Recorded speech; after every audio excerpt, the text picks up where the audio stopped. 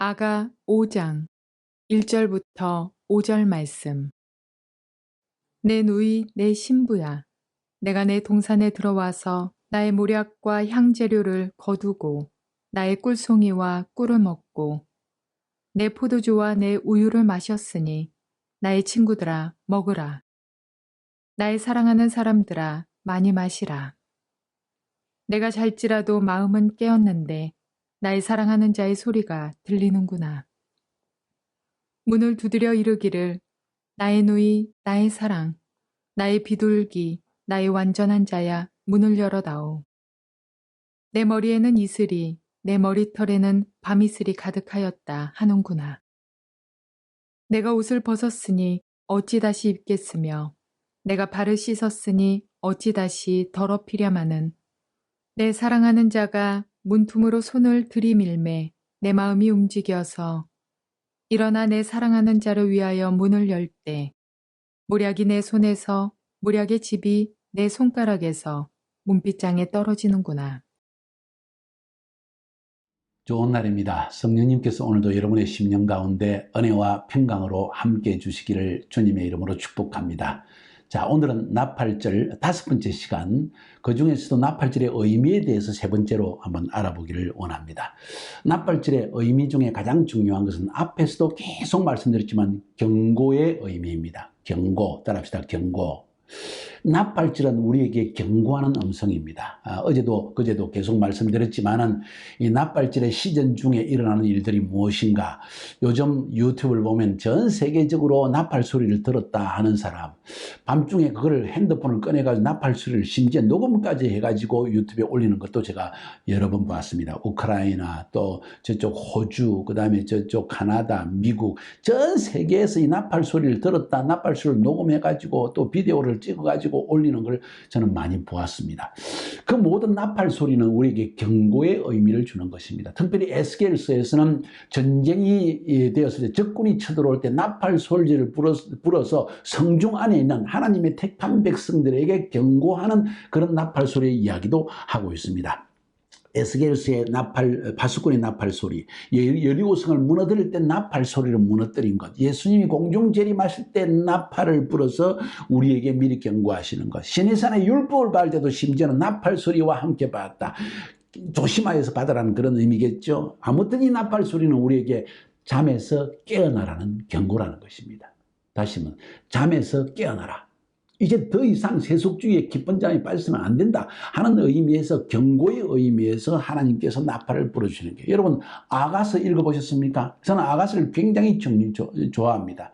예루살렘에서 5년 동안 살 동안에 우리 한국의 청년들과 함께 카이로스 운동을 하면서 카이로스 청년들과 함께 매일 안식일, 매일 샤밧 때마다 우리는 이 아가서를 매일 배우면서 아가서를 통해서 하나님이 주시는 메시지를 받았습니다. 그 아가서 안에 기록된 내용 가운데서도 나팔절 시즌의 이야기들 비슷한 그런 분위기를 우리는 느낄 수가 있습니다. 아가서 2장에 보니까 이런 이야기가 나옵니다. 나의 사랑하는 자가 내게 말하여 이르기를 나의 사랑 나의 어여쁜 자야 일어나서 함께 가자. 겨울도 지나고 비도 그쳤고 지면에는 꽃이 피고 새의 노래소리가 일어났는데 반구의 비둘기의 소리가 우리 땅에서 들리는구나. 무화과 나무에서는 푸른 열매가 익었고 포도나무는 꽃이 피어 향기를 토하는구나. 나의 사랑 나의 어여쁜 자야 일어나서 나와 함께 가자 하면서 하나님께서 우리를 찾아오셔서 우리를 구원하시고 우리에게 은혜 베푸시는 이야기. 그 다음 2장 16절 17절에 나의 사랑하는 자가 내게 속하였고 나는 그에게 속하였구나. 그가 백합화 가운데서 양떼를 먹이는구나. 나의 사랑하는 자야 날이 기울고 그림자가 갈 때 돌아와서 베테르 산에서와 노루와 어린 사자와, 베테르라는 말은 분리라는 이야기입니다. 주님을 섬기고 있다가 드디어 분리의 때가 온다는 거예요. 저는 저희 자녀들을 쳐다보면서 열심으로 주를 섬기다가 어느 때인가 갑작스레 주님을 떠나고, 그리고 주님을 완전히 떠난 건 아니지만 점점 사역에서 멀어지고 세상을 사랑하고 세상 가운데서 뭔가 자기의 모든 새로운 것을 해보기를 원하고 그리고 경력을 쌓기 원하고 하면서 그런 순간에 분리, 베테르산, 베테르라는 말은 히브리 말로 분리라는 뜻인데 분리되는 그런 시즌이 오는 것을 저는 보게 됩니다. 3정으로 넘어갑니다. 완전히 분리된 모습을 볼 수 있습니다. 3장 1절 2절에 내가 밤에 침상에서 마음에 사랑하는 자를 찾았구나. 찾아도 발견치 못하였구나. 세상 가운데 막 살고 스펙을 쌓고 돈을 많이 벌기 위해서 정신없이 예배드릴 시간도 없고 10분간 하나님의 말씀을 볼 시간도 없는 그런 시기다. 어느 날 갑자기 보니까 주님의 음성이 안 들리는 거예요. 마음이 공허한 거예요. 뭔가 영적으로 허전함에 빠졌습니다. 자, 그 이야기가 3장 1절 2절이에요.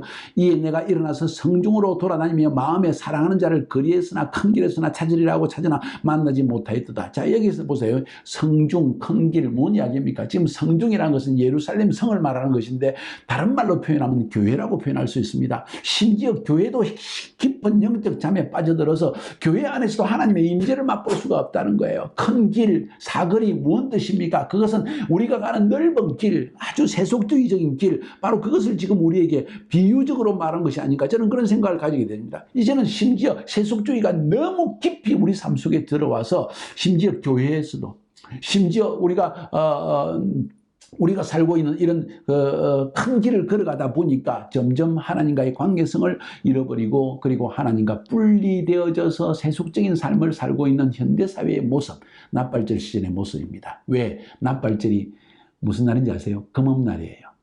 캄캄할 때입니다. 원력 가운데에서도 금음날, 항상 원력의 1일은 캄캄한 날입니다. 15일은 환한 날입니다.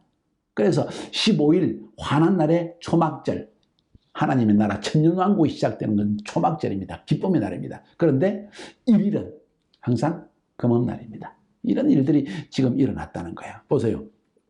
그래서 깊은 영적인 잠을 자고 있습니다. 아가서 5장으로 넘어가 봅니다. 5장 1절부터 5절까지 보면 나의 누이 나의 신부야, 내가 내 동산에 들어와서 나의 몰약과 향재료를 거두고 나의 꿀송이와 꿀을 먹고 내 포도주와 내 젖을 마셨으니 나의 친구들아 먹어라. 나의 사랑하는 자들아 마시고 많이 마시라. 내가 잘지라도 마음은 깨었는데 나의 사랑하는 자의 소리가 들리는구나. 문을 두드려 이르기를 나의 누이 나의 사랑 나의 비둘기 나의 완전한 자야, 문을 열어다라오. 내 머리에는 이슬이 내 머리털에는 밤 이슬이 가득하였다 하는도다.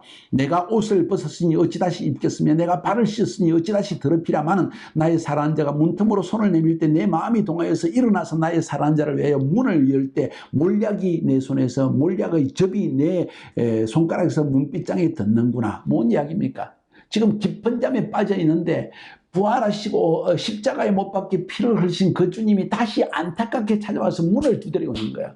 그리고 경고합니다. 그리고 기회를 주십니다. 나팔절의 시즌이 온 거예요. 이런 시즌이 있다는 것을 지금 아가스를 통해서 하나님은 우리에게 하나님과의 관계성의 측면에서 아가스를 쓰면서 우리에게 지금 보여주고 있는 거예요. 그래서 에베소서 5장 14절에 보면 이런 이야기가 나옵니다.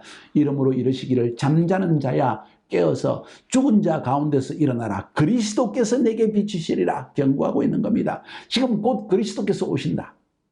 왜? 마지막 전쟁을 치르시려고. 계시록에 나와 있는 이야기는 이런 어둠의 때, 어둠의 세력이 세상을 장악하고 하나님의 백성을 장악하고 있을 때 하나님께서 백마를 타시고 이한금, 아주 날선 금을 가지고 오신다는 거예요.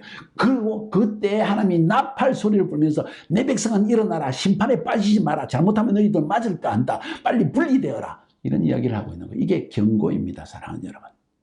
어쩌면 그래서 지금은 사단과의 마지막 영적 전쟁이 일어나고 있는 시즌이 아닌가. 지금 세상적인 나라를 이야기하는 게 아니에요. 정부를 이야기하는 게 아니에요. 지금 영적인 어둠의 세력이 하나님의 백성들을 멸망으로 빠뜨리려고 완전히 발악을 하고 있을 때 하나님이 나팔을 불어서 경고해서 자기 백성을 일깨워주는, 잠에서 깨어나게 하시는 거예요. 그래서 영적 전쟁을 위해서 이제는 깨어나서 회개하고 주님께 돌아와서 이제는 기도해서 영적 전쟁에 이겨야 된다. 그렇지 않으면 너희들도 세속주의의 물길에 휩싸여서 헤매이다가 결국은 백마를 타고 오시는 왕중왕이신 예수 그리스도의 강한 칼에, 심판의 칼에 맞을 수도 있다는 것을 이야기하는 거예요.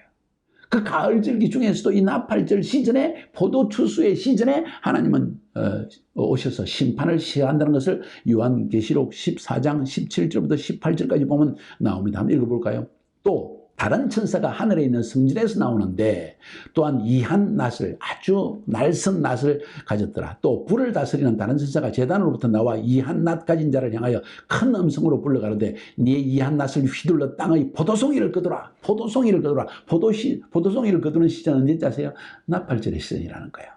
그 보도가 익었느니라. 다시 말해서 이제 하나님의 추수 때가 왔다. 나의 백성들을 따로 분리시키라. 베테르 하라. 분리시켜. 베테르 산에서 주님을 만나기를 원하는 거예요.